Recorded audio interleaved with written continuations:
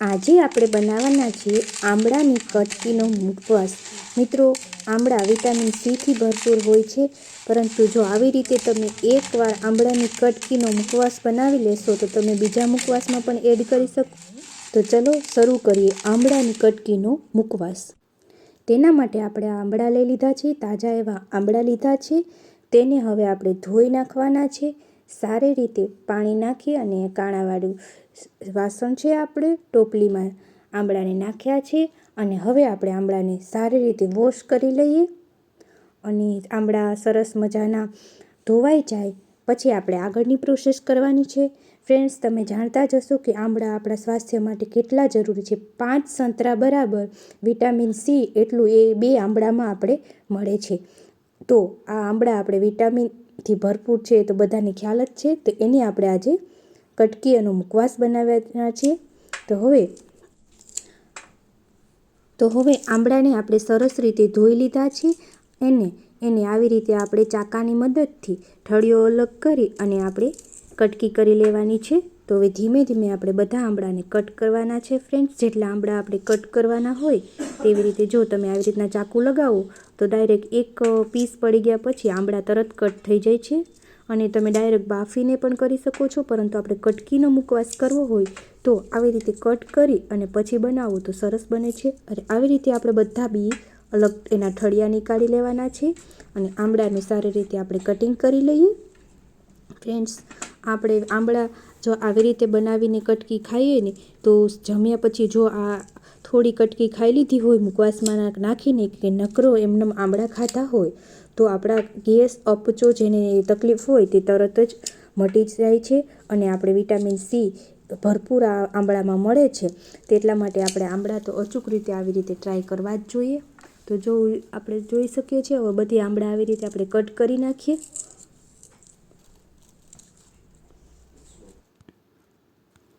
હવે આપણે આખા આંબળા આવી રીતે કટ કરી અને અલગથી ઠળિયા નીકાળી લીધા છે। તમે જોઈ શકો છો આ ઠળિયા અલગ નીકાળી લીધા અને આંબળાનું આપણે કટિંગ કરી લીધું। ફ્રેન્ડ્સ, આવી રીતે કટિંગ થઈ જાય પછી આપણે હવે એક બાઉલમાં આ આંબળાને જે મોટી કટકી છે એને આપણે ઝીણું ઝીણું કટિંગ કરવાનું છે।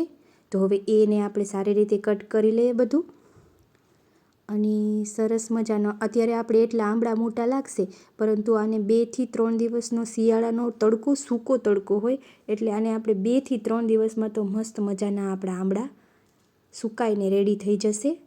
તો હવે આપણે આ બધું કટિંગ ઝીણું ઝીણું કરવાનું છે। ફ્રેન્ડ્સ, તો આંબળા કટ થઈ જાય ત્યારબાદને આપણે આગળની પ્રોસેસ કરવાની છે।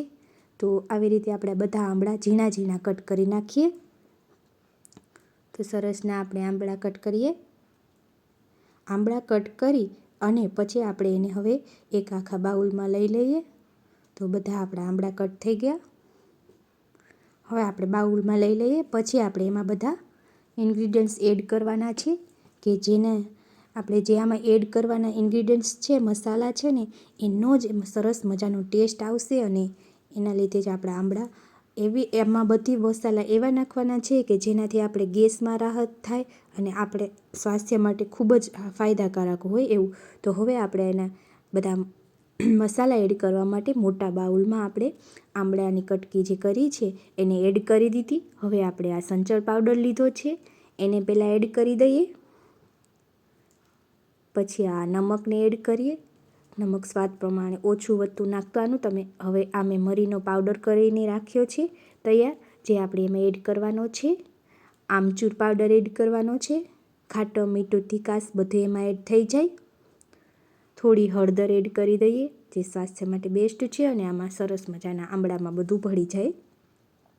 જલજીરા પાવડર પર થોડો એડ કર્યો છે ફ્રેન્ડ્સ।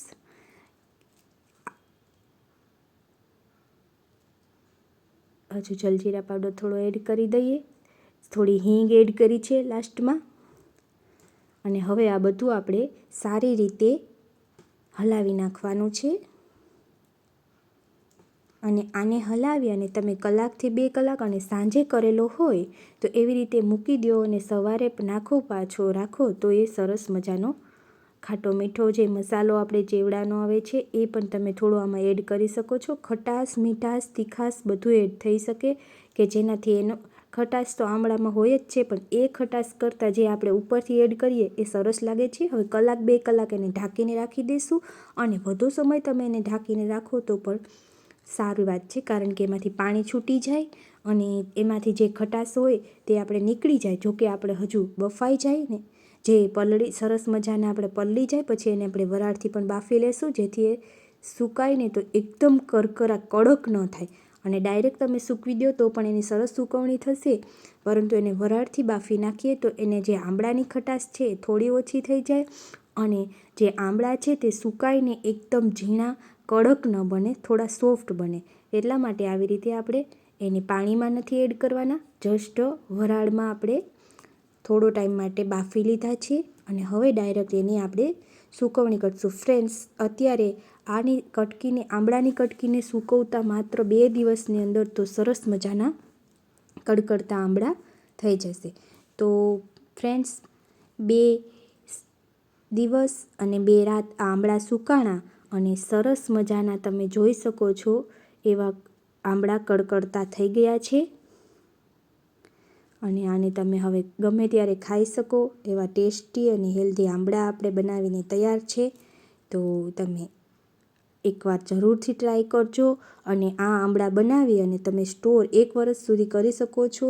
આંબળામાં કશું થતું નથી. આપણે ડાયરેક્ટ આંબળા આખું વર્ષ મળશે નહીં, પરંતુ જો આવી રીતે તમે એક ડબ્બામાં ભરી અને આંબળા રાખી દેશો તો આખું વર્ષ આ આંબળાની તમે ખાઈ શકશો. બીજા મુખવાસમાં પણ તમે આ આંબળાને એડ કરી શકશો, અને સરસ તલના મુખવાસ કે ગમે તે મુખવાસમાં આ આંબળા એડ થઈ શકે, જેથી એનો ટેસ્ટ આપણે અલગ આવશે.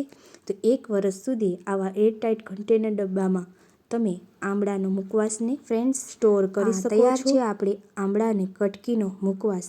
અને બીજા પણ ઘણા વિડીયો જોવા માટે અને મારા વિડીયોને તમને પસંદ આવ્યો હોય તો લાઇક, શેર અને સબસ્ક્રાઈબ જરૂર કરજો ફ્રેન્ડ્સ.